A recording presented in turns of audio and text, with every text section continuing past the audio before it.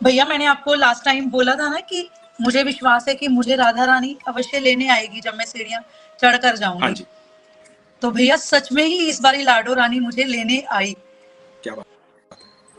जब मैं बरसाना की सीढ़ियां चढ़ रही थी तो मैंने नीचे ही बोला कि मेरी इतनी क्षमता नहीं है कि मैं सीढ़ियां चढ़ पाऊंगी, पर भैया मैं लाडो रानी आजा मुझे ले जा बोलती गई। और वहां पर जब हम सफेद छतरी के पास पहुंचे तो कोई फोटोग्राफर आया, उसने हमारी फोटो क्लिक करी। और जब हमने रात को घर आके फोटो देखी तो मेरे कंधे पर 2 लाल चूड़ियों वाला इतना सुंदर हाथ, क्या बात। और वो किसी इंसान का हाथ नहीं है भैया। आप मुझे वो फोटो भेजिएगा हाँ जरूर। जी, मैंने निधि दीदी को भेजी फोटो। वो निधि दीदी भी यही बोले कि ममता जी ये तो लाडो रानी का ही हाथ है। क्या बात है। भैया मेरा विश्वास जीत गया। जब विश्वास होता है तो चमत्कार हर पल होता है, ये तो मैं हमेशा कहता हूँ। हाँ जी, विश्वास ही सब कुछ है।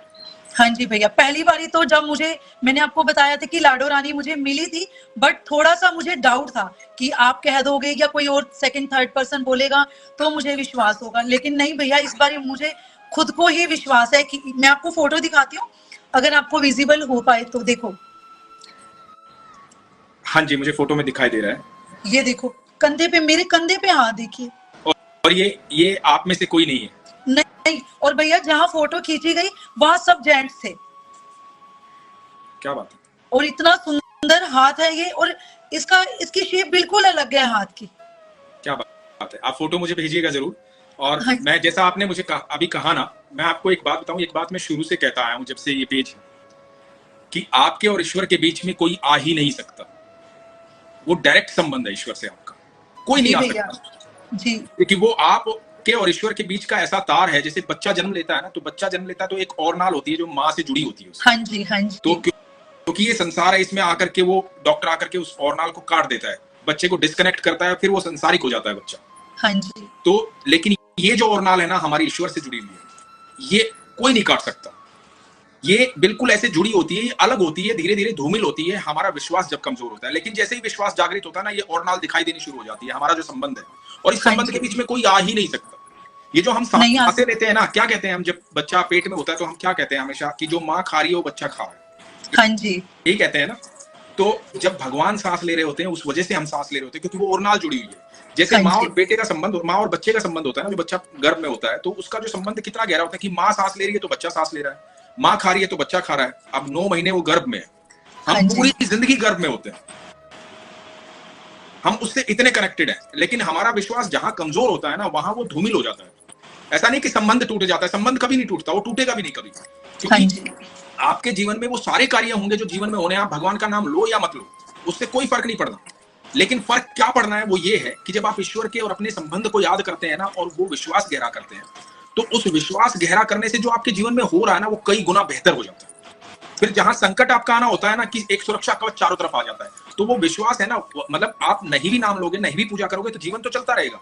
लेकिन जैसे ही नाम लेना शुरू करोगे, जैसे ही विश्वास प्रगाढ़ होगा, जीवन में उस तरह की चीजें होंगी जिसकी कल्पना कभी आपने नहीं की होगी। मतलब आपको 10 रुपए मिलने होंगे तो वहां आपको 1000 रुपए मिलेंगे। जहां आपको संकट आएगा, आपकी सुरक्षा इतनी होगी तो बढ़कर इतनी हो जाएगी, क्योंकि फिर ईश्वर है ना, आपका संबंध आप जान गए ईश्वर और आपके बीच का, वो संबंध आपके जीवन में ऐसे चमत्कार करेगा, आपकी ऊर्जा इतनी बढ़ जाएगी, आपसे लोग मिलेंगे तो लोग ठीक होने शुरू हो जाएंगे, क्योंकि लोगों की ऊर्जा बढ़नी शुरू हो जाएगी, क्योंकि आपके भीतर वो ऊर्जा काम कर रही है जो डायरेक्ट ईश्वर ने आपको दी। बिल्कुल सही बात है भैया। भैया और मैं आपको अपना एक एक्सपीरियंस और बताती हूँ जी। कि लास्ट ईयर हम बर्थडे बनाने गए थे अपने बेटे का, 17 अक्टूबर को, छोटे वाले बेटे का। तो भैया हम जब शाम को बिहारी जी के मंदिर गए तो भैया हमने सोचा था पहले कि हम अपने बेटे का बर्थडे वहाँ मतलब गोस्वामी जी के थ्रू सेलिब्रेट कराएंगे, बट वो काफी ज्यादा एक्सपेंसिव था तो हमने नहीं करवाया वो। पर भैया वहाँ बिहारी जी का प्लान शायद कुछ और ही था, क्योंकि बिहारी जी मेरे भाई हैं और मेरे बच्चे उनको मामा जी बुलाते हैं। तो भैया वहां पर जो बिहारी जी का प्रांगण था, पूरी तरह से जैसे बच्चे का बर्थडे के लिए डेकोरेशन होती है, बिल्कुल वैसी डेकोरेशन, टेडी बियर्स, छोटा भीम, सब कुछ लगे हुए छोटे छोटे ऊपर।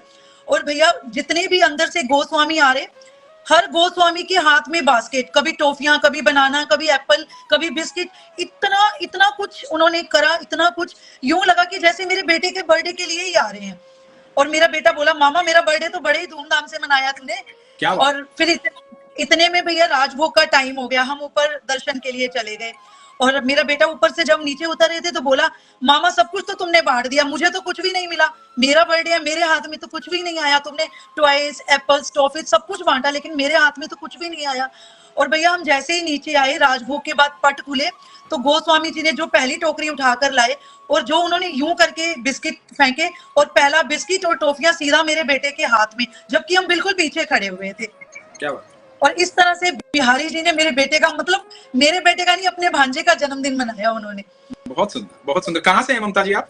मैं भिवानी से हूँ, हरियाणा से। हरियाणा से जी। और भैया फिर मेरे बेटे का जो गोस्वामी जी थे, हम उनको पास ले गए माथा टिकवाने के लिए, तो उन्होंने बिहारी जी का 56 भोग दिया हमें। और 56 भोग के अंदर बिहारी जी की कृपा से इतनी छोटी सी बर्फी का पीस था, लेकिन वो यूं लगे जैसे केक की लेयर्स होती है ना, बिल्कुल वैसे ही बर्फी का पीस। मेरा बेटा बोला, मामा क्या बात, मेरा बर्थडे तो बड़े अच्छे से मना दिया, तूने केक भी कटवा दिया मेरा। जब हमारे यहाँ कोई हम निमंत्रण देते हैं ना किसी को, जब हमारे यहाँ शादी होती है, विवाह होता है, जन्मदिन होता है, या कुछ भी इस तरह का फंक्शन होता है, तो हम जिस दिन वो फंक्शन होता है उससे कुछ दिन पहले एक लिस्ट बनाते हैं कि किस किस को बुलाना है हमें उस प्रोग्राम में, है ना? तो उसके बाद हम उनको निमंत्रण देते हैं कि हमारे यहाँ प्रोग्राम है, आप आइएगा। तो अब वो कौन आया कौन नहीं आया वो तो बाद की बात है, लेकिन हमें सबका पता होता है कि हमने निमंत्रण किसको भेजा है। बिल्कुल सही बात है भैया, है ना? तो जब लोग वृंदावन जाते हैं ना, बरसाना जाते हैं, वृंदावन जाते हैं, तो वो निमंत्रण ईश्वर की तरफ से होता है भक्तों को। ऐसा नहीं कि हम जाते हैं, हम नहीं जाते, हमारी औकात ही नहीं है जाने की, हम उस तरह के है ही नहीं, मतलब हम कौन है।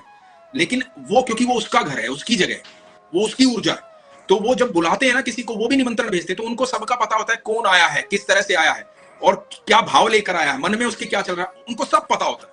तो बिल्कुल सही बात तो है। सबकी इच्छाएं, आप सोचो कि वो ऐसे बंसी बजा रहे हैं, मुस्कुरा रहे हैं, देख रहे हैं सबको, और सब मन में ही प्रार्थना कर रहे हैं। लाखों लोग आते हैं दिन में, लाखों लोग आकर के, कभी एक बार सोच कर देखे लाखों लोगों के मनों में क्या क्या चल रहा है। बिल्कुल सही बात है। सबकी इच्छाएं पूरी करते हैं वो, उन सबके मन के भाव को वो सुनते हैं, सबके मन के भाव को पूरा करते हैं, चाहे भीड़ कितनी हो, कुछ भी हो, क्योंकि ठाकुर जी जानते हैं कि कौन कौन आया है यहाँ पे और क्या सोच के आया है। तो भैया मेरे भाई को सब पता है कि उससे कौन किस भाव से मिलने आया है। बिल्कुल। मैंने जब पहली बार उनको देखा था, तभी यूं लगे कि जैसे मेरा छोटा भाई है। मैं उनको बोलती ही यही हूँ कि तुम मेरे छोटे भाई हो, जैसे छोटा भाई लाड करता है ना, बिल्कुल वैसे ही लाड करते हैं और उसी भाव से ही मिलते हैं वो। बहुत बहुत अच्छा लगा ममता जी, और ईश्वर आपके साथ इसी तरह का, आपका और ईश्वर के बीच का संबंध बना रहे, आपका विश्वास प्रगाढ़ रहे, खुश रहिए हमेशा। ठीक है? हरे कृष्ण भैया, राधे राधे। राधे राधे।